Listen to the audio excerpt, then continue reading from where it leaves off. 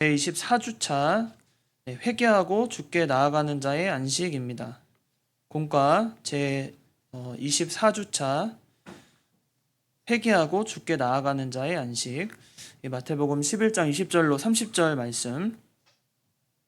이 11장은 믿음 없는 세상이라는 주제로 이 주제장을 가지고 있다고 했습니다. 믿음 없는 세상.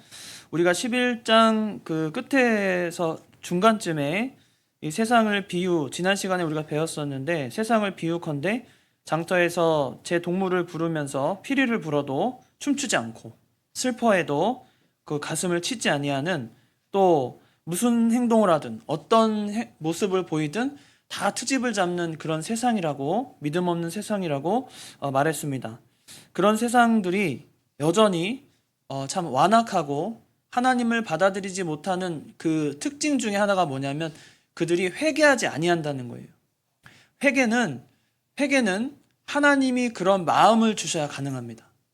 회개는 우리가 마음을 돌이키는 게 아니라 하나님께서 회개할 마음을 주시고 우리가 거기에 반응하는 거예요. 우리 스스로 어떤 회개할 수 있는 자력이 있지 않습니다. 사람에게는. 그래서 회개를 할 수 있는 마음조차 하나님이 허락하지 않으셔서 마지막까지 완악하고, 우리가 그 이스라엘의 그 출애굽 시절에 만나봤던 그 바로의 마음 있잖아요. 하나님이 늘 바로가 어떤 일을 만나면 열 가지 재앙이 있을 때마다, 그때마다 어떻게 해요? 이스라엘을 보내고 그래 네 마음대로 해봐라, 니네 한번 살아봐라. 그러지만 나중에 돌이키죠. 그때마다 하나님 뭐라 그래요? 바로의 마음을 완악하게 하셨다라고 말하거든요. 그것은 바로에게 하나님께서 회개할 마음을 주시지 않았다는 뜻입니다. 그러니까 우리가 진정으로 하나님을 만나는 최고의 방법은 하나님께서 우리 마음속에 회개할 마음을 주셔야 되거든요. 그게 주권적인 역사입니다. 회개도 우리가 마음을 돌이키는 게 아니에요. 이게 아주 중요합니다. 그런데 왜 하나님이 그러면 회개할 마음을 주셔서 모든 사람이 복음을 들으면 바로 하나님을 내가 찬양해야 되겠다, 내가 하나님을 만나야 되겠다 해야 마땅할 것 같은데, 왜 그런 자들에게 왜 완악한 마음을 주시고 돌이킬 수 없도록 회개할 마음조차 허락하지 않으실까? 그 이유는 그들의 뭐에 있을까요? 그들의 죄악상 때문에 그렇습니다. 죄악의 상태 때문에. 죄의 상태가 얼마나 심각한지 예수님께서 이 회개하지 않는 도시들을 비유로 우리에게 말씀을 주십니다. 첫 번째, 심판받는 도시들이 나오는데요. 여기서는 고라신과 벳세다가 나옵니다. 첫 번째, 고라신과 벳세다는 어떤 지역이냐면 이 갈릴리 고을인데 고대 도시죠. 특별히 이 고라신 같은 경우는 그 현무암 지대를 가지고 있어서 지금의 그 이스라엘의 그 국립공원으로 되어 있어요. 그래서 코라진 국립공원이라고 그 이스라엘에 있습니다. 그게 이제 그 갈릴리 호수, 우리가 말하는 그 디베랴 바다 있죠? 그 갈릴리 호수 북쪽에 그 인접한 도시들이거든요. 북쪽하고 북동쪽, 그 다음에 가버나움, 이렇게 세 도시를 하루 생활권. 그래서 가버나움과 벳세다와 고라신이 거의 인접한 도시로서 하루 생활권으로 지내는 도시입니다. 그러니까 그 도시들이 회개하지 않은 거예요. 그래서 이들의 모습을 보면 그 호숫가에 근처에 있다 보니까 이 벳세다라는 의미가 고기잡이의 집이란 뜻이거든요. 고기잡이의 집. 그러니까 고기잡이를 많이 하고 그리고 해안가를 두르고 있어서 그런 해안가 쪽에 이렇게 지역을 있다 보니까, 옛날에도 그랬는지 모르겠는데 좀 해안가 도시가 조금 음란방탕해요. 아세요? 역사적으로 이 해안가 도시들이 좀 음란방탕합니다. 그런데 이들이 하나님의 복음을 듣고, 특별히 가버나움은 어떤 곳입니까? 예수님이 가장 많은 시간을 공들여서 그 공생의 기간 동안 이적과 기적을 행한 곳이 가버나움이에요. 그런데 그런 인접한 지역을 두루 다니시면서 말씀을 가르쳤는데도 불구하고 이들이 회개하지 않고 음란방탕했다는 겁니다. 오늘 본문에도 이 도시들을 20절에 보면 예수님께서 어떻게 표현하시냐면 권능을 가장 많이 행하신 고을들이라고 표현했습니다. 권능을 가장 많이 행하신 고을. 우리는 좀 기대하잖아요. 여러분 인생 사시면서 이런 기적을 좀 체험하고 싶다는 생각은 뭐 한두 번쯤 하지 않습니까? 나에게 있던 어떤 그 연약한 부분이나 아니면 우리 인생에서 만나는 그런 기적과 같은 일을 좀 만나고 싶다는 생각 안 하세요? 로또 당첨만 바라지 말고, 왜 그런 거 있잖아요. 로또 당첨 같이 기대하지 않았는데 막 기적적인 일이 일어나기를 바라는, 어쩌면 우리가 뭐 한탕, 그냥 요즘 세상 말로는 그냥 한탕 어떻게 해가지고, 예? 한 번에 그냥 오랫동안 놔뒀던, 예? 무슨 주식이 갑자기 봤더니 100배가 되어 있다. 뭐 예를 들면 뭐 그런 일이 일어나기 쉽지 않지만, 그런 걸 바라기보다는 우리 인생에서 아주 사소하지만 하나님이 모든 순간을 기적으로 우리가 받아들인 것이 믿음인데, 그렇지 못하면 뭔가 큰 거를 바래요. 사람들이 기적을 거나 권능을 일어나길 바라고, 이적적이고 뭔가 체험적인, 눈으로 진짜 좀 보고 싶은 그런 생각 많이들, 사람으로서 그런 생각을 좀 많이 했던 것 같습니다. 그래서 이들한테는, 고라신과 베세다 같은 경우는 지역적인 특징 때문에 굉장히 그런 음란하고 방탕한 일들도 많았지만 가르침도 그만큼 많았어요. 그렇게 하면 안 된다. 예수님이 두루 다니시면서 또 그 연약하고 부족한 자들을 깨워주시고 치유해 주시고 그런 권능을 가장 많이 행했던 지역이라는 겁니다. 근데 그런 지역의 도시들이 회개하지 않은 거예요. 그래서 예수님께서 그들에게 심판의 메시지를 주시는데, 21절에 보니까 화 있을진저 고라시나 화 있을진저 벳세다야, 너희에게 행한 모든 권능을 두로와 시돈에게 행하였더라면 그들이 벌써 베옷을 입고 제에 앉아 회개하였으리라. 이 두로와 시돈은 또 어떤 곳입니까? 고대 그 페니키아, 지금 말하면은 이제 레바논 지역이에요. 레바논 많이 들어보셨죠? 레바논 지역. 우리가 지금 이스라엘과 경계 지역으로 이제 가자지구 뭐 설명 많이 들어보셨겠지만, 그런 지역 뭐 포함해서 또 레바논 지역은 특별히 좀 항상 뭔가 좀 여전히 전쟁이 끊기지 않는 그런 도시잖아요. 페니키아, 예전에 이제 고대 페니키아 지역인데, 이 지역에 있는 두로와 시돈 지역입니다. 근데 이 지역도 항구 도시예요. 두로와 시돈도. 그러니까 항구 도시가 생각보다 참 그 음란하고 방탕한 일들이 많았나 봐요. 그 당시에도. 그래서 그런 지역에 있어서 이들에게 만약에 이 벳세다와 고라신에게 하나님이 행했던 그 권능과 그 가르침을 이 도시에서 행했다면 이들은 벌써 회개했을 거라는 거예요. 이게 무슨 말씀입니까?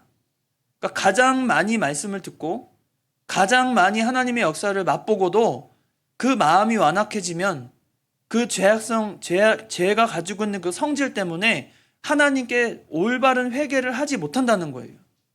또 하나님이 그런 마음조차 주지 않으시고 이 고라신과 벳세다가 엄하게 이렇게 책망을 받습니다. 이들이 어떻게 회개할까? 사실 두로와 시돈은 또 이 벳세다와 고라신 또 가버나움은 유대 땅이거든요. 근데 두로와 시돈은 이방 도시예요. 당시에는. 그러니까 이방 도시에 하나님의 말씀이 선포돼도, 당시 예수님이 그 유대 땅을 돌아다니시면서 말씀을 전할 때는 이스라엘의 잃어버린 양을 찾고 그들에게 먼저 복음을 전했다고 그랬잖아요. 그러니까 그런 사역을 하는 중에 이 복음이 이방 도시에 전해져도 너희만큼은 아니라는 거예요.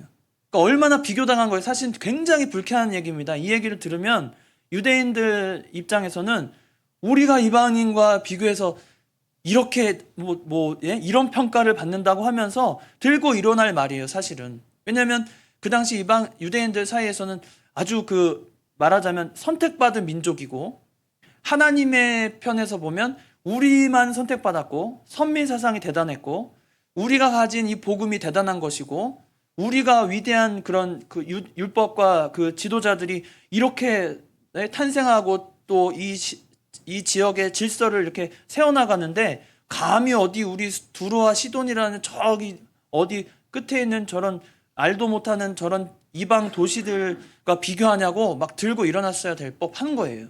유대인들 입장에서는 굉장히 불쾌한 거죠. 자존심도 굉장히 강한 도시고, 그런데 두로와 시돈에게 비교당하니까 상당히 마음에, 우리 흔히 말하는 그 맘상이죠. 마음이 완전히 상한 거예요. 이런 상처를 받을 수 있나? 내가 아무리 그래도 내가 믿음 얼마나 지켰고 내가 하나님 앞에 어떻게 살아왔는데 저기 초보 아직 믿음도 잘하지 못하고 저런 사람과 비교해서 내가 이렇게 믿음이 없다고? 한마디로 그런 겁니다. 하나님 보시기에는 정말 믿음으로 잘 산다는 사람들이 이제 예수님 알고 하나님이 뭐예요? 예수님이 누구세요? 구원이 뭐예요? 하고 질문하는 그런 아직 하나님의 복음이 제대로 배우지 못하고 자라나지 못한 사람들과 비교했을 때 너희가 별 심판받아 마땅하다고 이렇게 말한 거예요. 그 얘기를 들었을 때 유대인 입장에서 얼마나 좀 불쾌하겠어요. 근데 여기서 예수님께서 이들에게 이런 심판의 날을 소돔 땅보다 너희가 견디기 쉬우리라 이런 말씀을 하신 것은, 소돔 땅은 어떻습니까 여러분? 아주 음낭방탕하고, 얼마나 음낭방탕하면 하나님이 가만두고 볼 수가 없어서 하늘로부터 유황불이 떨어져서 도시가 아예 사라져 버리잖아요. 소돔과 고모라가 지금은 사해 지역이라 그 사해 바다 밑에 지금 있거든요. 밑에 아예 깔려서 그 존재가 아예 사라진 도시예요. 완전히 사라진 도시입니다. 그 소돔과 고모라와 같은 심판을 받았는데도 불구하고 그런 도시가 견디기 쉬울 거라는 말을 할 정도면, 그 유대 사회에 있는 이 벳세다와 가버나움과 그 고라신을 말하자면 굉장히 무시한 거예요. 굉장히 무시. 역사와 전통과 세월을 가지고 있는 엄청난 도시에게 너희 별거 아니야 하나님 앞에. 너희 믿음 그렇게 써서는 니네 별거 아니다.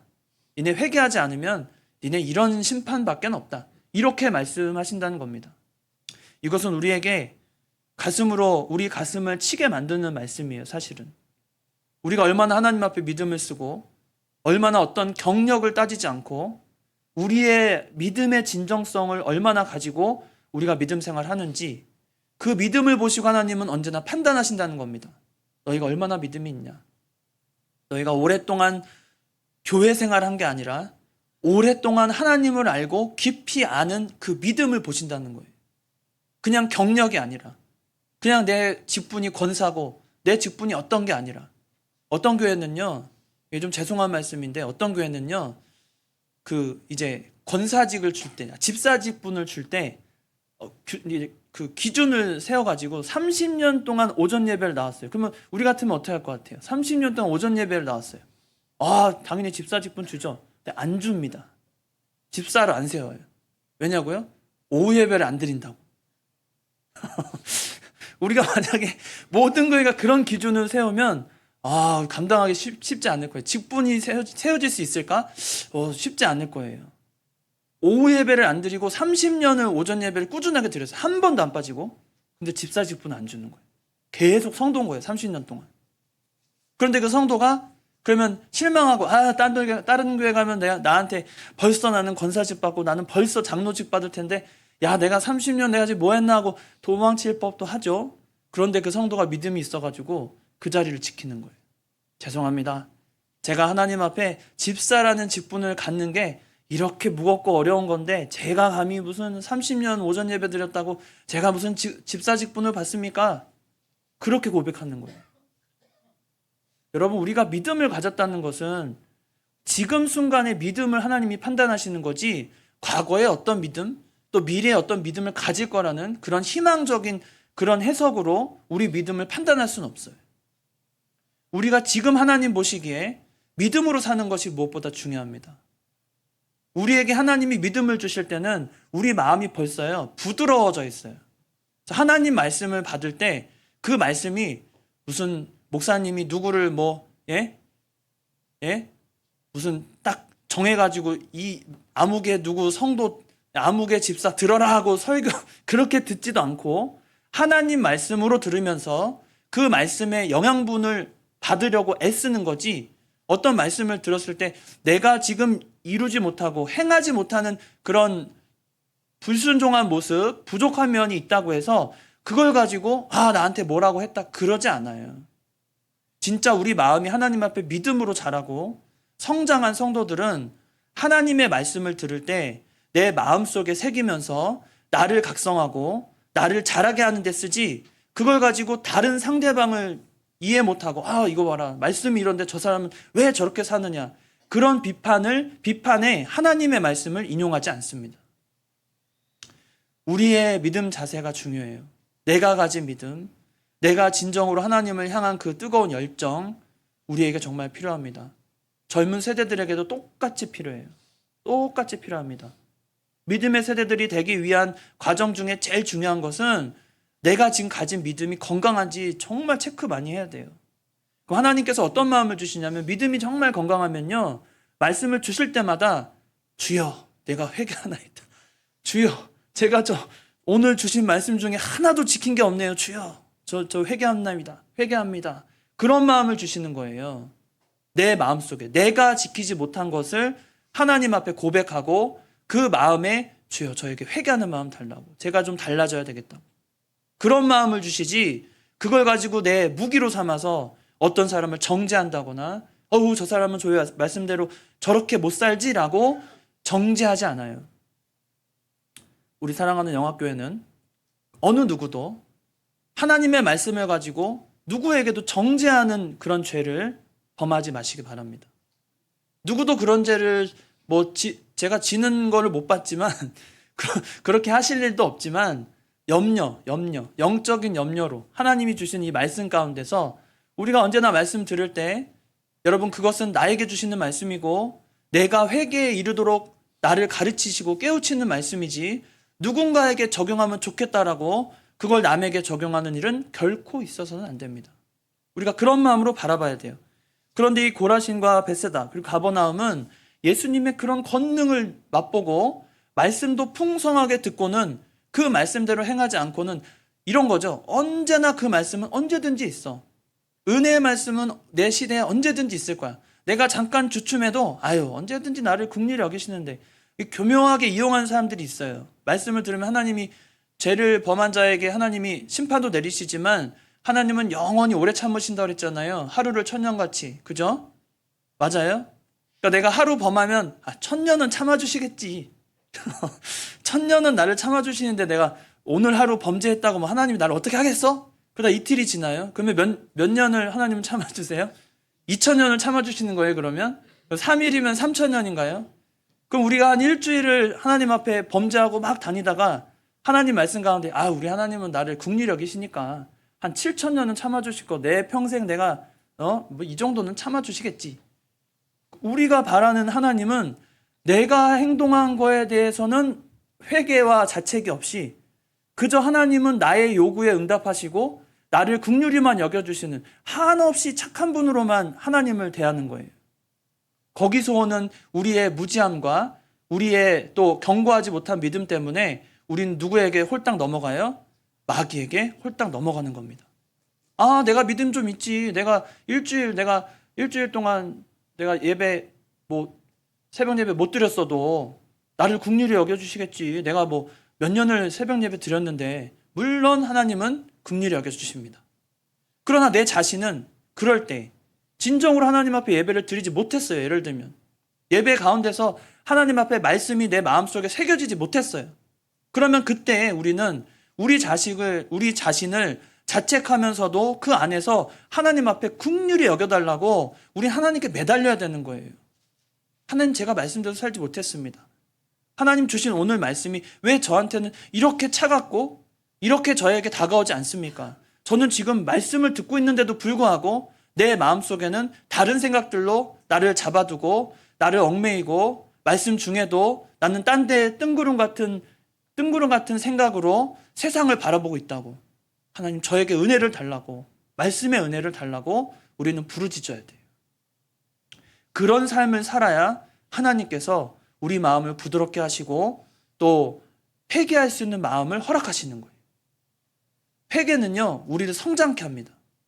회개는 우리를 나약하고 우리를 못 살게 구는 게 아니라 회개하면 할수록 우리 믿음은 어떻게 돼요? 자라나는 거예요. 여러분, 회개할 것을 찾으십시오. 회개하는 것, 은혜입니다. 하나님이 우리에게 회개하는 마음을 주시는 것과 우리가 회개할 것을 찾는 것이 진짜 은혜예요. 그냥 잘 되게 해주십시오. 뭔가 형통하게 해주십시오. 그건 우리의 강구에 불과하지만 회개는 직접적인 우리의 역사가 일어나요. 하나님의 역사가. 우리를 통해서. 우리가 하나님 앞에 가까웠기 때문에 또 말씀이 살아있기 때문에 우리 마음에 부드러운 마음을 하나님이 주셔서 말씀 가운데 우리가 은혜 받게 되는 겁니다. 여러분, 간혹 모르겠어요. 제가 늘 부족하지만 말씀 가운데 은혜를 받으셔야 됩니다. 말씀이 내 안에 살아있고 그 말씀 때문에 더 듣고 싶고 더 하나님을 생각하게 되는 그런 맛을 좀 봐야 돼요. 그래야 하나님의 긍휼을 입고 그 다음에 주시는 안식을 누리게 된다는 겁니다. 그런 자들에게 하나님이 뭐라고, 이 심판을 내리신 자들에게 하나님이 뭐라고 말씀하시냐면 25절에 이렇게 말씀하십니다. 그때 예수께서 대답하여 이르시되 천지의 주제이신 아버지여, 이것을 지혜롭고 슬기 있는 자들에게는 숨기시고 어린아이들에게는 나타내심을 감사하나이다. 우리가 어린아이 같은 심령이 돼야 된다고 앞에서 배우셨는데요. 이 어린아이들은 그 말씀이 진짜라고 믿는 거예요. 좋은 선생님을 만나면 아이들이 변화됩니다. 변화돼요. 진짜 아이들이 선생님이 좋은 걸 알고 그 선생님의 말 한마디를 잊지 않으려고 노력하면 그 아이들은 그 말이 진심으로 마음속에 받아들여지기 때문에 잊지 않고 그대로 살려고 하는 거예요. 그게 얼마나 순수해요. 순박하고 순진하고 또 진실하고. 하나님 편에서 우리는 그런 어린아이와 같은 마음을 가지고 살라는 겁니다. 그것은 숨겨져 있어요. 하나님이 아무에게나 보여주지 않습니다. 우리가 사모하는 마음으로 하나님께 매달리고 그런 마음을 달라고 해야 돼요. 회개하는 마음으로 갈 때 하나님이 그런 자들을 들어 쓰셔서 그런 어린아이와 같은 마음을 주실 겁니다. 그리고 그들에게 주시는 또 하나의 기쁜 소식은 우리에게 28절에 나오는데, 수고하고 무거운 짐진 자들아 다 내게로 오라. 내가 너희를 쉬게 하리라. 우리가 수고하고 무거운 짐을 지고 있습니다. 그것은 죄의 짐이고 생활고의 짐이고 또 그 가운데 있는 영적인 그런 짐입니다. 다 장단점이 있어요. 하나님이 주시는 이 짐에는 장단점이 있습니다. 살아가는데 필요하니까 얼마나 짐스럽겠어요. 우리 인생이. 그렇습니다. 저는 가끔 그런 얘기 하는데요. 기술이 좋아지고 어떤 막 진짜 뭐 AI 기술이니 뭐니 막 세상이 정말 새로운 변혁의 세대로 막 가고 있는 지금 이런 과도기 시점인데, 근데 왜 먹는 건 안 바뀌어요? 저는 그런 게 고민이 되는 거예요. 먹는 게 너무 힘든 거예요. 어떤 면에서는 먹는 즐거움이 있지만 정말 바쁘고 뭔가 일을 해낼 때 그 연속성을 가지고 일을 해야 될 때가 있거든요. 근데 안 먹으면 힘이 안 나. 그렇죠? 그래서 지금 제가 그냥 엉뚱한 상상은 뭐냐면, 그냥 알약 같은 거 하나 먹었는데 만약에 온 에너지가 다 충만하게 몸을 채워준다. 예를 들면 그런 기술이 아직은 뭐 없겠지만 그런 게 있으면 얼마나 좋을까. 그냥 상상만 하는 거예요.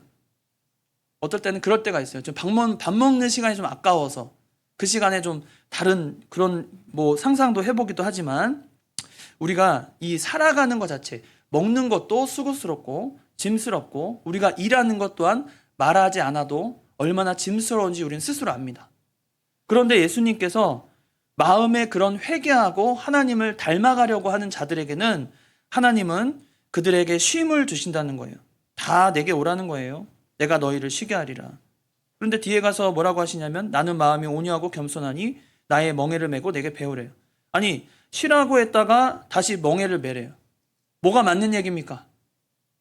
쉬라고 했는데 뒤에 가서 멍에를 메래요. 내게 와서 배우래요. 배우는 것도 얼마나 머리 아픈 일입니까? 사실은 배워야 되는 게, 배움의 길이 여러분 넉넉지 않습니다. 실제로 뭔가를 배우려고 하면 시간도 내 몸도 모든 것이 허락돼야 돼요. 내 마음, 내 머리, 내 몸, 내 시간, 내 모든 것이 허락되어야 배움이라는 것을 조금 배울 수 있는 거예요. 배움도 어렵습니다. 그냥 배워야지 뭐든지 배워지는 게 아니라 희생하고 헌신이 있어야 배워지는 거예요. 배움도. 그런데 여기서 보면 분명히 쉬게 하신다 해놓고 내 마음은 온유하고 겸손하니. 그렇죠. 예수님 온유하고 겸손하시죠. 그런데 나의 멍에를 메고 내게 배우라는 거예요. 이건 무슨 뜻입니까? 우리를 쉬게 하신다는 얘기입니까? 멍에를 메게 하시겠다는 말씀이십니까?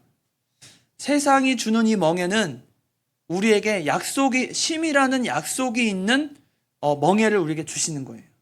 그러니까 우리가 아무리 세상 가운데 무거운 멍에, 예수님이 짊어진 그 멍에를 우리는 멜 수 없지만, 우리는 예수님과 같은 멍에는 멜 수 없어요. 예수님만이 하실 수 있는 유일하신 중보자로서 하실 수 있는 멍에가 있지만, 우리는 거기서 배워서 우리도 믿음으로 사는 멍에를 메게 됩니다. 그러나 예수님이 우리에게 확실하게 말씀하신 건 뭐냐면, 쉼이라는 약속을 주신 거예요. 너희가 멍에를 맬 거고 너희가 인생 가운데 그런 어려움을 처하겠지만 나는 너에게 약속한다. 너희가 내게로 오면 뭘 줘요? 쉬게 하리라. 쉼이 있는 약속이라면 우리는 멍에를 맬 수 있는 겁니다. 맬 수 있어요. 여러분, 멍해예요, 사실은. 멍해가 많아요. 우리 믿음 생활에서 멍해가 많습니다. 직분을 맡아도 교회에서 보면요, 한 번 일을 잘 해놓잖아요. 그럼 어떻게 되게요? 한 번 일을 맡아놓은 걸 잘 해놓잖아요. 그러면 또 시켜요. 아, 그럼 두 개 일을 해놔야지. 그래, 두 개는 내가 할 수 있어. 두 개 일을 시키잖아요. 그러면 또 뭐 어떻게 되게요? 세 개 일이 생깁니다. 세 개를 맡으면요, 네 개 일을 생겨요. 교회는 일 잘하면 또 시키고 또 시키고, 아, 진짜 교회는 도대체가, 예? 어떻게 일을 해 나가야 되는지 참 어려움이 많아요. 그러나 그것은 내가 4개, 3개, 5개, 6개, 10개 일을 교회에서 맡고 있다라고 했을 때는 하나님이 그만한 힘과 지혜와 모든 능력을 부어주셨다 믿으십시오. 하나님이 그 사람에게 반드시 약속한 쉼을 주십니다. 우리의 멍에는 계속 매는 게 아니에요. 아마 끝까지 약속 없이 매라고 하면 여기서 한 사람도 계속 맬 수 없을 거예요. 근데 재밌는 건 여러분, 어떤 목사님이 항상 드는 예이긴 한데, 멍에는 어렵고 무겁죠. 그런데 여러분이 돌덩이 10kg를 메고 하루 종일 다니라고 하면 들다가 어느 순간에 지쳐서 에라 못하겠다고 아마 포기하실 거예요. 그런데 하루 종일 10kg 손자 손녀를 메고 일하라 그러면 하시겠어요? 하실 수 있겠어요? 못 하시겠어요? 할 수 있죠. 10kg 돌덩이는 메라고 하면 못하지만 10kg 나가는 손자 손녀는 등에 메고 일할 수 있어요. 그건 어디서 나오는 힘일까요? 근육의 힘이 아닙니다. 육신의 어떤 강함이 아니에요. 거기서 오는 힘은 뭐죠? 애정이잖아요. 사랑이잖아요. 우리가 하나님을 바라볼 때 멍에를 맬 때도 그런 사랑의 마음으로 멍에를 메고, 배운다는 생각으로 멍에를 맬 때, 약속 있는 쉼을 얻을 것을 믿을 때 우리의 멍에를 우리는 감당할 수 있게 되는 것입니다. 그렇게 감당하라는 거예요. 여러분이 어떤 제가 늘 신방하면서 요새 거의 대부분 신방 하고 있지만, 여전히 하고 있지만, 뵐 때마다 참 우리 성도들 하나하나 그 이야기를 들을 때, 참 대단하시다. 내가 저런 상황이라면 나도 저렇게 믿음 지킬 수 있을까? 그런 생각이 들 때 있어요. 와, 참 대단하시다. 그걸 꾸준하게 해내시는구나. 나는 저런 상황일 때 나는 도망치지 않았을까? 나는 정말 이런 믿음이 있었을까? 그런 생각이 들 때가 있어요. 그런 것은 어디에서 나오는 힘입니까? 우리가 그걸 감당할 때 사실은 그것은 우리가 진정으로 하나님을 사랑한다는 증거가 되는 거예요. 하나님이 주신 멍에를 맬 때는 내가 하나님을 사랑한다는 분명한 증거가 있는 거예요. 여러분, 그 증거를 붙잡고 사는 겁니다. 여러분이 어떤 환난과 혼란과 또 역경과 내 생각과 다른 일들이 벌어진다 해도 나는 하나님이 주시는 하나님에 대한 사랑이 분명히 있다고 믿으면서 하나님이 주신 멍에를 메고 가시기 바랍니다. 그 멍에에는 반드시 쉼이라는 약속을 우리에게 주시는 거예요. 그리고는 해내는 거죠. 아니, 손자를 메고 10kg 되는 손자를 업고서 일을 하는데 어느 순간에는 내가 지금 메고 있나? 아마 가벼워질 거예요. 왜냐면 내가 사랑하니까, 내가 사랑하고 언제든지 안아줄 수 있으니까 그런 마음으로 메는데, 그러면 되는 거거든요. 근데 그걸 자꾸 짐이라고 생각하면 당장에 내려놓죠. 짐이라고 생각하고 그게 나에게 억울하고 뭔가 나에게 피해를 준다고 생각하면 그거 어떻게 짊어져요. 그런데 하나님의 약속은 언제나 쉼이라는 약속을 우리에게 주신다는 겁니다. 그 안식을 누리시기 바랍니다. 우리가 그 마음의 위로와 평안을 누리시고, 내가 지금 힘들게 믿음 생활 하고 계신 분들이, 여기 앉아 계신 대부분들이 정말 진을 다해서, 저는 그렇게 생각해요. 내 인생의 진을 다해서 하나님 앞에 나오고 계신 거예요. 전 그렇게 믿어요. 내가 편하게 믿음 생활하면 얼마든지 할 수 있지만 그렇게 안 하려고 하나님이 약속을 주시고 말씀을 주시고 은혜 받으려고 여기까지 나오시는 거예요. 그게 얼마나 대단합니까? 그게 얼마나 큰 사랑입니까? 하나님에 대한. 우리가 그런 사랑을 잃어버리지 말고 하나님이 주시는 이 안위를 기억하고 위로를 기억하면서 나에게 맡겨준 멍에를 여러분 힘써서 이제 한 번 더 어깨를 펴고 허리를 펴고, 허리 구부리고 그 물건 들면 반대인가? 그러면 안 되잖아요. 앉아서 물건 들어야 되잖아요. 허리 다치지 않게. 이렇게 앉아서 그냥 나 힘 있다고 이렇게 들면 큰일 나잖아요, 허리. 우리가 자세도 좀 바꿔가면서 하나님 앞에 믿음으로 하나님이 주시는 멍에를 기꺼이 감당하고 그 안에 주시는 약속 있는 쉼을 받는 저 여러분이 다 되시기 바랍니다. 다 같이 기도하시겠습니다. 지금도 살아 역사하시는 하나님 아버지, 우리에게 인생의 짐과 또 짊어지고 수고하고 애써야 되는 멍에가 있습니다. 하나님, 모든 것을 하나님이 아시고 우리 생활이 주는, 우리의 삶이 주는 그런 멍에를 질 때에 우리는 그저 힘들고 나에게 피해를 입는다 생각하지 말고 이 멍에를 통해 하나님이 약속하신 쉼을 얻을 줄 믿고 믿음으로 사는 저희들 다 되게 하여 주시옵소서. 아버지께서 회개하지 않고 완악한 마음으로 마지막까지 회개하지 않는 그런 도시들과 같이 우리 마음이 완악해지지 않도록 하나님이 언제나 우리에게 부드러운 마음 주시고 회개한 마음을 허락하셔서 우리가 말씀을 들을 때 내 자신을 돌아보고 회개하며 은혜의 자리로 늘 머무는 저희들이 다 되게 하여 주시옵소서. 거룩하신 예수님의 이름으로 기도드리옵나이다. 아멘. 찬송